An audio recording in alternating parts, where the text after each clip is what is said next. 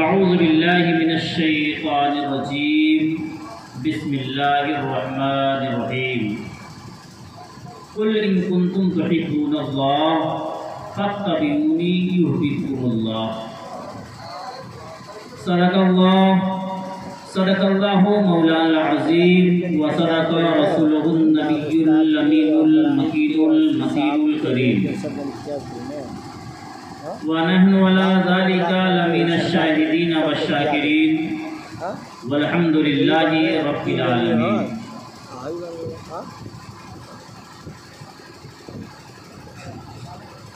معزز سامعین کرام، جیسا کہ آپ تمامی حضرات کو یہ معلوم ہے کہ آج کی یہ نورانی و عرفانی محفل جو آپ تمامی حضرات نے ہمارے علی جناب جیش بھائی اور انیس بھائی ان کی سرپرستی میں یہاں کے اس محلے کے نوجوانوں نے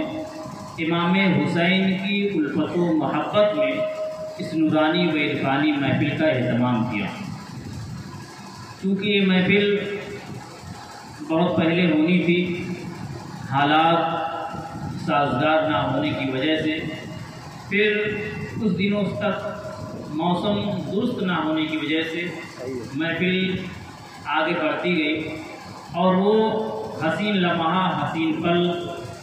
خیر و برکت کی مراد آ ہی گئی، جس میں ان تمام نوجوانوں نے ہم تمامی لوگوں کو اس نورانی و عرفانی محفل میں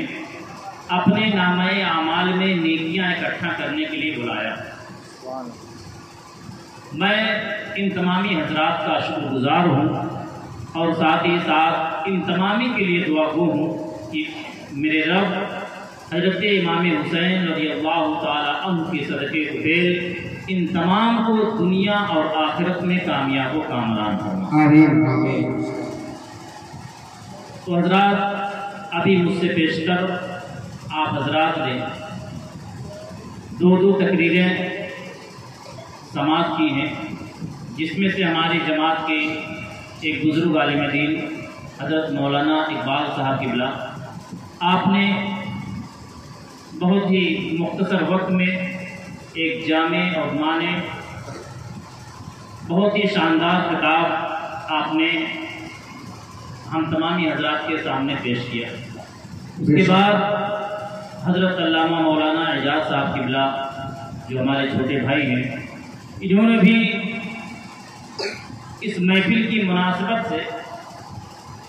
شہدائے کربلا کا ذکر کیا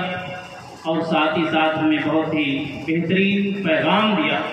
کہ ہمیں اپنے آپ کو اس طریقے سے رکھنا ہے، تب جا کر کے ہمیں کامیابی و کامرانی ملے گی. اور ان کے بعد کئی لوگوں نے نعت رسول کے گلدستے بھی پیش کیے، اور ہم شکر گزار ہیں کہ آپ تمامی حضرات ابھی تک بڑے ہی محبتوں کے ساتھ بیٹھے ہوئے ہیں. اور یہ بڑی خوشی کی بات بھی ہے، اور خاص کر اس محلے کا یہ اپنی ایک مثال بھی ہے کہ یہاں میلاد جب سے شروع ہوتی ہے اور جب تک ختم نہیں ہو جاتی ہے، یہاں کے لوگ اٹھتے ہیں. یقیناً میں کہیں بھی جاتا ہوں اس بات کا ذکر ضرور کرتا ہوں کہ ایک گاؤں ایسا بھی ہے جہاں ہم کچھ برسوں تک رہے ہیں، لیکن وہاں پر میں نے ایک چیز دیکھی ہے، خاص کر ایک محلے کے اندر، کہ جب میلاد کا اہتمام ہوتا ہے تو وہاں کے لوگوں کی محبت اس طریقے کی ہے کہ وہ جب سے بیٹھتے ہیں اور اس وقت تک نہیں اٹھ کر جاتے ہیں جب تک کہ جو ہے محفل میلاد کا اختتام نہیں ہو جاتا ہے. آپ دیکھ رہے ہیں اسٹیج پر جو ہمارے اس محفل کی صدارت کر رہے ہیں حضرت علامہ مولانا ثناء اللہ صاحب قبلہ، آپ مکمل اپنے جو ہے صدارت کی کرسی سنبھالے ہوئے ہیں. ساتھ ہی ساتھ ہمارے اسٹیج پر کئی علماء بھی نظر آ رہے ہیں، جس میں سے ہمارے علی جناب اقبال صاحب، مولانا کلیم اللہ صاحب، اور علی جناب ہمارے شمشاد بھائی، ماسٹر ابراہیم صاحب، دیگر حضرات یہاں پر بیٹھے ہوئے ہیں اور ہماری اور آپ کی حوصلہ افزائی بھی کر رہے ہیں. تو حضرات، اس نورانی و عرفانی محفل کا اہتمام ہمارے نوجوانوں نے کیا تاکہ اس کے ذریعے ہم امام حسین کی یاد کو خود منا سکیں اور اس کے ذریعے ہم اپنے نوجوانوں کو، اپنے قوم کے بچوں کو، بزرگوں کو، عورتوں کو، بچیوں کو ایسا پیغام دیں تاکہ وہ پیغام جب لوگوں تک پہنچے اور وہ اس پر عمل کر لیں اور عمل کر کے اپنی زندگی کو سدھار لیں، تاکہ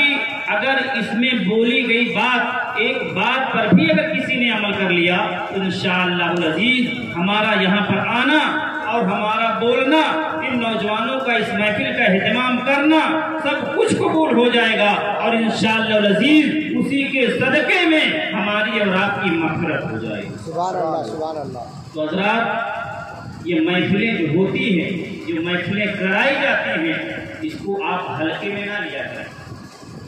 امیر اہل سنت حضرت مولانا الیاس ستار قادری آپ بیان فرماتے ہیں اسی محفل کے تعلق سے کہ میں نے خواب میں دیکھا کہ ایک محفل کا اہتمام ہوا ہے۔ میں اس لیے یہ واقعہ آپ کو بتانا چاہ رہا ہوں کہ جو حالات آپ کے ہیں کہ آپ لوگ جب میلاد میں بیٹھتے ہیں تو فوراً اٹھ کر بھاگتے نہیں، تو آپ ارشاد فرماتے ہیں کہ خواب میں نے یہ دیکھا کہ محفل میلاد سجی ہوئی ہے اور وہاں پر پیارے آقا کی نعت پاک ہو رہی ہے، علماء تقریر بیان فرما رہے ہیں، اور اسی دوران ایک آدمی اٹھ کر کے میلاد سے چلا گیا اور پھر کچھ دیر کے بعد ایک منادی کرنے والا یہ ندا دے رہا ہے کہ اس محفل میں جب اس محفل کا اختتام ہوا تو ایک ندا دینے والا اللہ کی طرف سے یہ آواز لگا رہا ہے کہ اے لوگوں، سب کے لیے خوشخبری ہو کہ جو لوگ شروع سے لے کر ابھی تک رسول کی محبت میں، رسول کی محفل میں بیٹھے ہیں، ان تمام لوگوں کو اللہ تعالیٰ نے ان کے گناہوں کو معاف کر کے ان کو جنت کا حقدار بنا۔ سبحان اللہ، سبحان اللہ۔ اسی لیے جب محفلوں میں بیٹھے، جب میلادوں میں بیٹھے تو مکمل ایک جوئی کے ساتھ بیٹھے، جب محفل میلاد میں بیٹھے تو ادب و احترام کے ساتھ بیٹھے، جب میلاد میں بیٹھے تو ادھر ادھر نہ دیکھیں، جب میلاد میں بیٹھے تو اپنا ذہن ادھر ادھر منتشر نہ کریں، بلکہ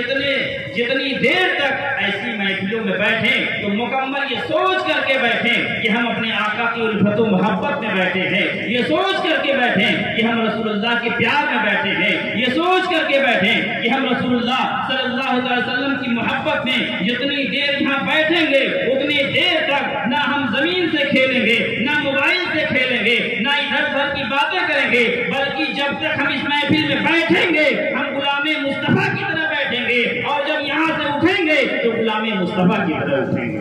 سبحان اللہ۔ تو حضرات، یقیناً جن لوگوں نے اس محفل کا اہتمام کیا انہوں نے بہت ہی بہترین کام کیا۔ یہ محفلیں جو ہم اور آپ سجاتے ہیں، یہ محفلیں جو ہم اور آپ جو اس کا اہتمام کرتے ہیں، حدیث پاک میں آتا ہے کہ جو محفل کے اہتمام پر، جو محفل کے اہتمام پر، محفل کے جو ہے انتظام پر جس نے ایک دینار یا ایک درہم بھی خرچ کرتا ہے تو اللہ تعالیٰ ایسے بندے کے نہ جانے کتنے گناہوں کو معاف فرما دیا گیا۔ تو حضرات، آئیے ہم اپنے اصل مدعے کی طرف آتے ہیں۔ آئیے سب سے پہلے پیارے آقا کی بارگاہ میں درود پاک کا نذرانہ بانداز غلامانہ پیش کر لیں، پھر اپنے گفتگو کو آگے بڑھائی جائے۔ آپ حضرات پریشان نہ ہو، بلکہ جو ہے بہت ہی مختصر میں چند باتیں آپ حضرات کو بتا کے رخصت ہو جاؤں گا۔ آئیے آقا کی بارگاہ میں درود پاک پڑھیں۔ اللہم صلی اللہ علیہ وسلم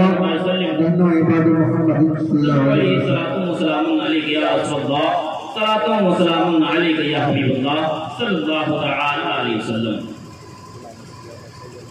سن مسلمان، فلسفہ یہ درس قرآنی میں ہے۔ سن مسلمان، فلسفہ یہ درس قرآنی میں ہے۔ عظمت اسلام و مسلم صرف قربانی میں ہے۔ عظمت اسلام و مسلم صرف قربانی میں ہے۔ اور چونکہ اس محفل کا جو ہے اہتمام حضرت امام حسین اور شہدائے کربلا کے تعلق سے اس محفل کو نسبت ہے، اس لیے میں ایک شعر کہہ لینا مناسب سمجھتا ہوں کہ حسین زندہ ہے مثل زندگی کی طرح۔ کیا بات ہے، حسین زندہ ہے مثل زندگی کی طرح، کیونکہ شہید مرتا نہیں عام آدمی کی طرح، سبحان اللہ سبحان اللہ، مرتا نہیں عام آدمی کی طرح، حسین زندہ ہے مثل زندگی کی طرح۔ آئیے ایک بار درود پاک پڑھیں۔ اللہ صلی اللہ علیہ وسلم، صلی اللہ علیہ وسلم،